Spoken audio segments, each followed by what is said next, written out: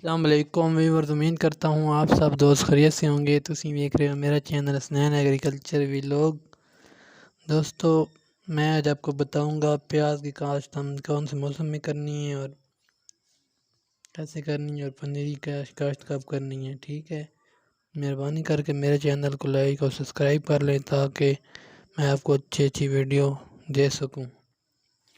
दोस्तों, प्याज हमने काश्त करना है, फी मतलब मकदार जो है बीज की 5 ग्राम करना है। वक्त काश्त जो है अक्टूबर में इसकी पनीरी काश्त करनी है, और पनीरी की मुंतकिली जो हमने करनी है जनवरी में करनी है। ठीक है,